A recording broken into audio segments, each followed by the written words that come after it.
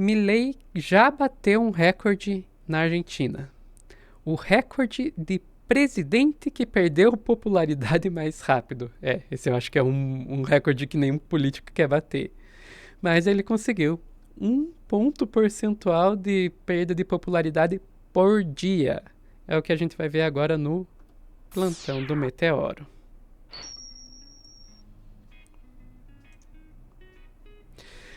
Milei assumiu agora no último dia 10 de dezembro e já chegando com uma série de medidas econômicas impopulares, demissão em massa de servidores públicos. Quando eu falo de medidas econômicas impopulares, eu tô falando de liberar, por exemplo, que o seu patrão pague o seu salário com banana, sabe? É nesse nível de maluquice que nós estamos falando. E meio de se esperar de uma pessoa que tem aí como um de seus conselheiros o espírito de um cachorro morto, né? E essas medidas aí foram seguidas de muitas manifestações e agora a gente tem até aí previsão de uma greve geral no país. Resultado, uma série de medidas autoritárias. A gente está falando de coisa do nível de qualquer reunião de mais de 3 pessoas já poder ser considerada manifestação e por isso ter que ser informada ao Ministério da Defesa. É disso que a gente está falando. Resultado de tudo isso, apareceu agora na pesquisa da Zuba, Córdoba e Associados, que vai mostrar pra gente isso aqui, ó. A gente está falando de 55% de negativos, né, de rejeição do Milei. Está ali somando 51% de muito ruim com 4% de ruim, dá 55,5% de rejeição ao Milei. E a vice dele não tá muito melhor não, ali ó, a Villarruel, a gente está falando de mais de 50% também, estamos falando de 54,4% de rejeição. E a gente também tem ali no texto, né, Javier Milei perdeu mais de 1 ponto de imagem positiva por dia. As coisas realmente não estão boas para o Milei. E o diretor do Instituto Zuba, Córdoba e Associados, ele deu uma entrevista ao jornal Perfil na qual ele fala que isso que a gente está vendo acontecer é realmente inédito. Então tá ali, ó, Gustavo Córdoba diz que não podemos comparar a queda da imagem de Javier Milei com a de nenhum outro presidente. O Milei realmente está se mostrando único.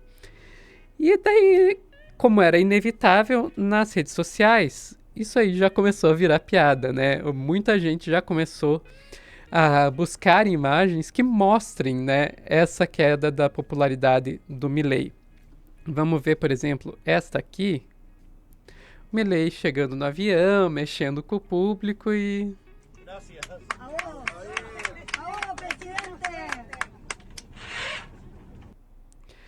Como vocês podem perceber, não foi exatamente muito aplaudido. E não sei vocês, mas eu tenho a impressão que o barulho de alguém mexendo no zíper de uma mala foi maior do que as palmas ao Javier Milei. Mas talvez a imagem que melhor represente é essa aqui. Olha lá o Milei acenando para seus apoiadores que Espera, cadê? Cadê os apoiadores do Milei? 2 pessoas? Eles sequer, nesse caso, fizeram aquele truquezinho de pegar um ângulo que mostrasse mais gente para melhorar aí a imagem do Milei. Não fizeram porque o cara estava mais preocupado em tirar uma selfie mostrando que ele estava junto do Milei. Não deu muito certo isso aí não. E assim, quando a gente fala de medidas impopulares, a gente consegue ver o efeito dessas medidas na popularidade do Milei. Então, por exemplo, o DNU, que ficou conhecido como decretaço ou revogaço, que fazia uma desregulação maciça da economia argentina. A gente está falando aí coisa, como disse mais cedo, de pagar o salário com qualquer coisa. As transações não precisam mais ser monetárias. Então, se você quiser Se pagar o salário com criptomoeda, pode. Se quiser pagar o salário com sal, né, da onde veio a palavra salário, você pode. Uma desregulação total. A gente teve aí a retirada de vários tipos de subsídios para livros. Foi legalizado a profissão de cambista.